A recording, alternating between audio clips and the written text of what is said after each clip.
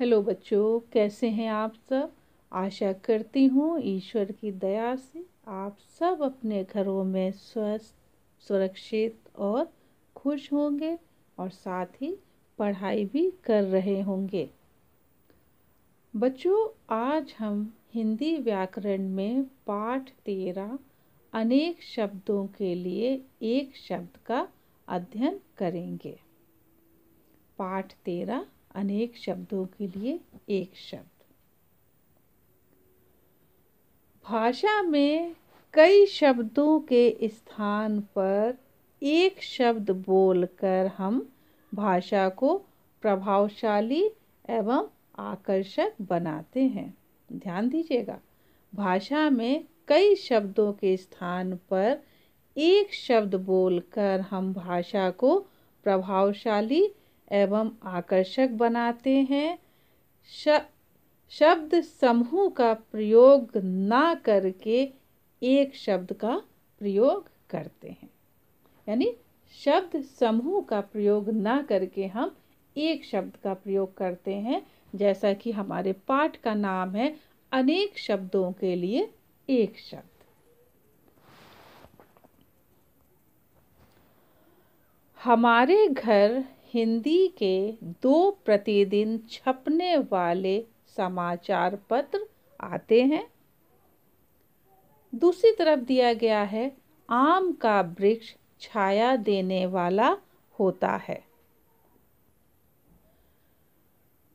इन वाक्यों को हम इस प्रकार भी कह सकते हैं, हमारे घर हिंदी के 2 दैनिक समाचार पत्र आते हैं।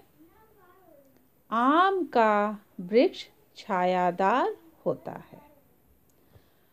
प्रतिदिन छपने वाले ना कहकर हम दैनिक शब्द का इस्तेमाल कर सकते हैं कि हमारे घर हिंदी के 2 दैनिक समाचार पत्र आते हैं।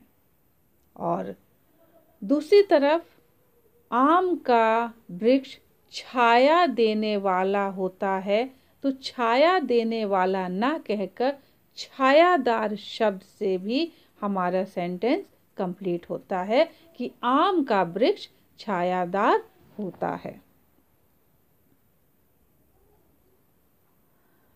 यहाँ पर प्रतिदिन छपने वाले अनेक शब्दों के स्थान पर दैनिक तथा छाया देने वाला के स्थान पर छायादार शब्द का प्रयोग किया गया है। कई बार हम बोलते या लिखते समय अनेक शब्दों के लिए एक शब्द का प्रयोग करते हैं।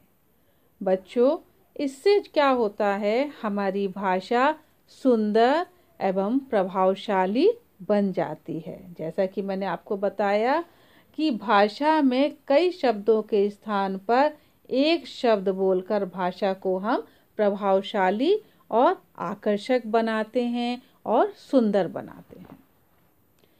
इस प्रकार कम शब्दों में बात कहना भी एक कला होता है बच्चों। यानी इतने शब्द समूहों का प्रयोग ना करके कम शब्दों में अपनी बात को रखना भी एक कला है। महत्वपूर्ण बात यह है कि अनेक शब्दों के स्थान पर एक शब्द का प्रयोग करने पर उसके अर्थ में कोई भी परिवर्तन नहीं आता है बच्चों, है ना। जो महत्वपूर्ण बात है ये नहीं है कि छाया देने वाला, प्रतिदिन छपने वाला हम लिखेंगे तभी हमारी बात पूरी होगी। अगर हम इनकी जगह दैनिक या छायादार हमने लिखा है तो क्या हुआ, इनके अर्थ में कोई परिवर्तन नहीं आया। यानी अनेक शब्दों के स्थान पर एक शब्द का प्रयोग करने में उनके अर्थ में कोई भी परिवर्तन नहीं होता है, ना ही कोई भी परिवर्तन आता है। कुछ उदाहरण आपकी बुक में दिए गए हैं, हम इन्हें पढ़ते हैं। अनेक शब्दों के लिए एक शब्द के कुछ उदाहरण हैं, आप लोग ध्यान से सुने। जिसका मूल ना आंका जा सके, तो अमूल्य। यानी इतना बड़ा सेंटेंस हमें बोलने की जरूरत नहीं है। जिसका मूल ना आंका जा सके, हम उसे एक शब्द में कह सकते हैं अमूल्य। जो कभी ना मरे, अमर। जो सदा सत्य बोलता हो, सत्यवादी। जो कम बोलता हो, मितभाषी। जो बहुत बोलता हो, वाचाल। जिसे किसी का डर ना हो, निडर। जो मांस खाता हो, मांसाहारी। जो केवल अन्न, फल तथा साग सब्जी खाता हो, शाकाहारी। प्रतिदिन होने वाला, दैनिक। सप्ताह में एक बार होने वाला, साप्ताहिक।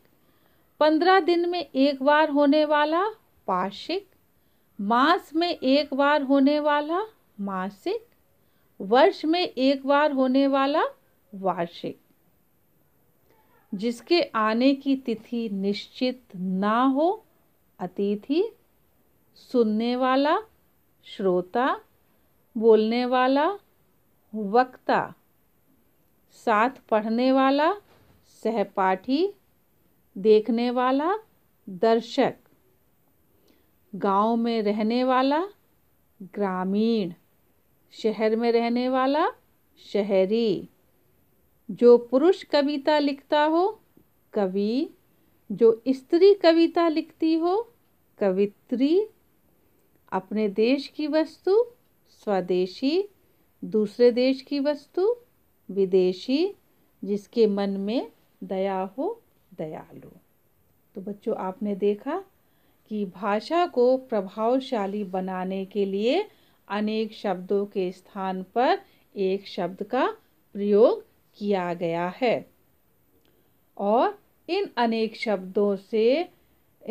शब्दों के स्थान पर जब एक शब्द का प्रयोग किया गया तो इससे उसके अर्थ में कोई परिवर्तन नहीं आया। तो इतना बड़े शब्द समूह का प्रयोग ना करके हम एक शब्द में भी अपनी बात को रख सकते हैं। जैसा कि हमारे चैप्टर का नाम है, अनेक शब्दों के लिए एक शब्द। तो भाषा में कई शब्दों के स्थान पर एक शब्द बोलकर भाषा को हम प्रभावशाली, सुंदर एवं आकर्षक बनाते हैं। और महत्वपूर्ण बात जो हमने सीखी कि कम शब्दों में बात कहना भी बच्चों एक कला होती है। तो आशा करती हूँ आज का जो पाठ है आपको अच्छे से समझ में आ गया होगा। इस पाठ के अभ्यास कार्य आपको स्कूल वेबसाइट पर मिल जाएंगे।